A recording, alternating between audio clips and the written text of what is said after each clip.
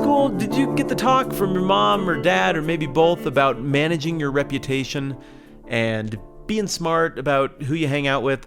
I think that's a pretty standard issue talk. I mean, we're already doing that with our kids, and they're certainly not in high school yet. I think the line of thinking, if I remember right, went something like this. You can't control what other people do, but everybody has a reputation, and you just have one. And if you associate too much with people who are doing really destructive things, outsiders might look at that and associate you with those things, and it might cost you opportunities.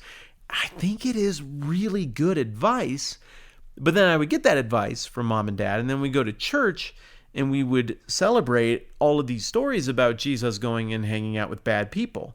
And it was kind of a mixed message. And my parents are wonderful parents. They were wonderful parents. They are wonderful parents. I think this is just one of those places where there's some good practical life advice going on, which is, hey, you don't want to set yourself up to own other people's mistakes so that it does limit your opportunities because of that. But also, well, if you're a kingdom citizen, you've been given grace, you've been given forgiveness, you got to give that away.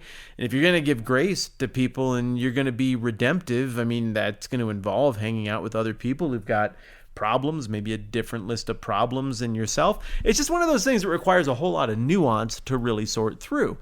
And the conventional wisdom, I suppose, is if you're a public figure and you're trying to manage your reputation well, you just got to be really, really smart about who you talk to and who you don't talk to. And so you look at, the laundry list of people who are associated with some pretty monstrous characters who've been in the news lately for doing awful, awful things to others. And it's like this celebrity hit list of like, here's a picture of so-and-so hanging out with this monstrous guy who did these awful things. And, oh yeah, well, here's somebody from your team hanging out with that awful guy. And now everybody's trying to run as fast as they can to explain what their association was and why they were in that one photo with this horrible guy who was into trafficking and why am I not saying his name? It's like saying Jeffrey Epstein's name is somehow bad or something. I don't know why I'm avoiding it. But you know what I'm talking about, right? People are going into hardcore reputation management mode as the fallout from the horror that is the behavior of Jeffrey Epstein and his associates continues to unfold. And so, okay, what I'm trying to set up here is an understanding that who Jesus hangs out with in the Bible is not as simple a question as, well, just hang out with the bad people because it's a noble thing to do.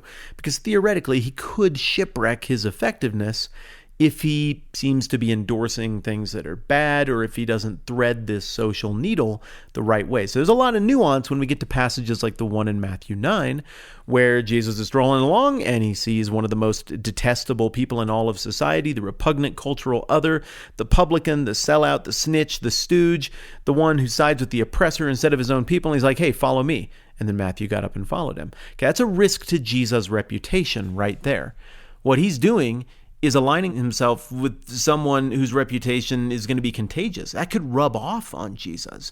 There's not a ton of strategic advantage if you want to climb the social ladder for signing a guy like Matthew up. But what happens next gets even crazier.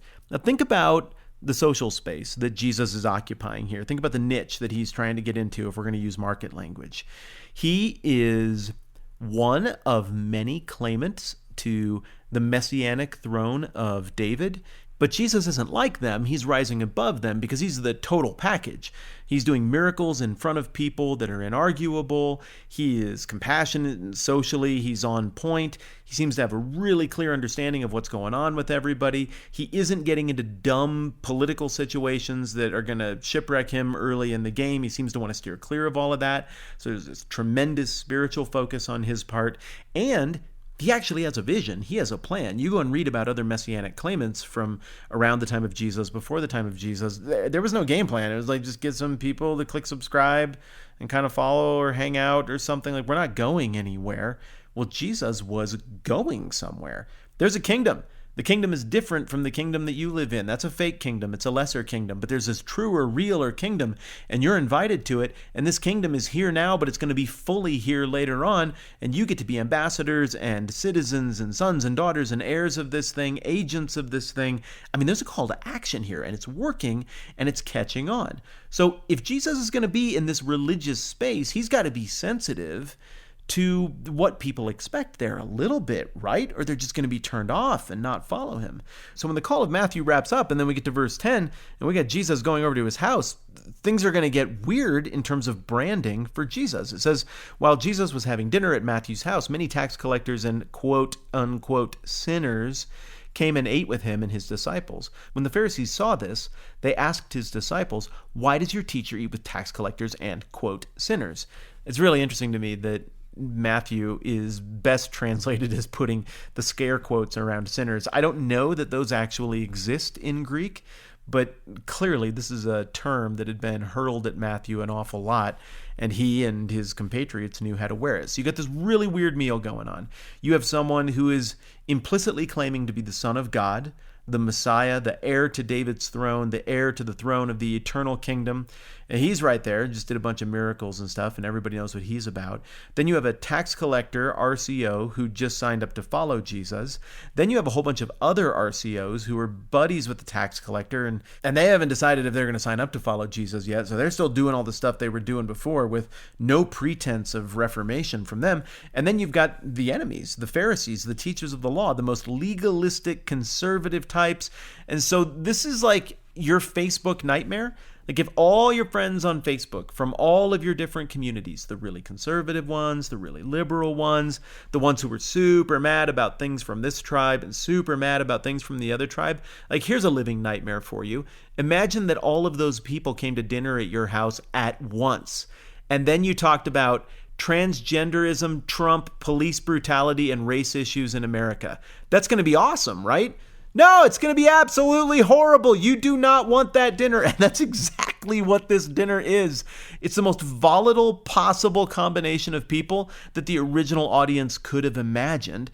And of course, the most conservative people in the room are like, hey, what are you doing here? Is your hanging out with these people a tacit endorsement of their lifestyle? So what the Pharisees are really driving at here is something that people still drive at today. When you go and try to do Jesus-y things around people who aren't very Jesus-y, sometimes other Jesus-y people look at it and they're like, hey, what's your stance? Clarify your stance. Where are you on this thing? I mean, I get this kind of pushback when I hang out with people on the internet, do projects with people on the internet who I don't agree with, either people who are religious or very not religious. And why do I do that? Because I'm trying to imitate Jesus here. Do I always get it right and thread the needle as well as he does? Well, obviously not. And so today we've got this precarious balancing act between maintaining this squeaky clean image and never associating with anything in any way naughty, and going and actually talking with the people who see the world differently and who see the question of God and Jesus and eternity differently. And, you know, the idea here biblically is that our world is supposed to cross-pollinate with the world of people who don't see it the same way. And the idea that the Jesus thing is so true and real that needn't be threatening or weird, and that some really beautiful things might come out of that. But that same difficult balancing act between those two things existed all the way back in the first century. And clearly there were people in the room who were like, Jesus, you need to play by the rules and maintain the squeaky clean image, or we definitely cannot endorse you. So if you want our endorsement, you can't be endorsing these bad people. Which is it going to be? It really is an implicit ultimatum about what Jesus' game plan is going to be. This isn't just about, do you hang out with naughty people or nice people? This question is a referendum on Jesus' entire strategy, his entire plan for what he's trying to accomplish with the kingdom. What they want to know is this kingdom meant to slightly improve the already awesome people? Or is this kingdom meant to throw the gates wide open and invite everybody in, kind of like what we're seeing at this weird meal? And they're asking it incredulously because they want the answer to be, it's for the squeaky clean good people like us. And we're going to explore this answer more next time around, but this is what Jesus says. On hearing this, Jesus said, it's not the healthy who need a doctor, but the sick. Go and learn what this means. I desire mercy, not sacrifice, for I haven't come to call the righteous, but sinners. So I guess there's a preview of what's coming up. There's your answer. Jesus isn't trying to polish up the already impressive people.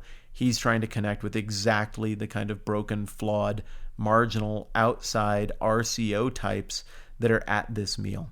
And it's not really hard to do the math on this one. Clearly, Matthew is presenting this as being exemplary and a model of what kingdom citizens are supposed to do. Go, be with, be around, invest in, show care and decency to people who are in a completely different place socially and in terms of belief, and we'll see what comes out of it.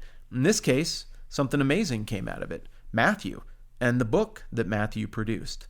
Last thing, and this is just a straight up request, and you totally don't have to do it, but if you listen to the podcast and you sort of like it, or maybe even kind of really like it, would you mind going and doing the rating and review thing?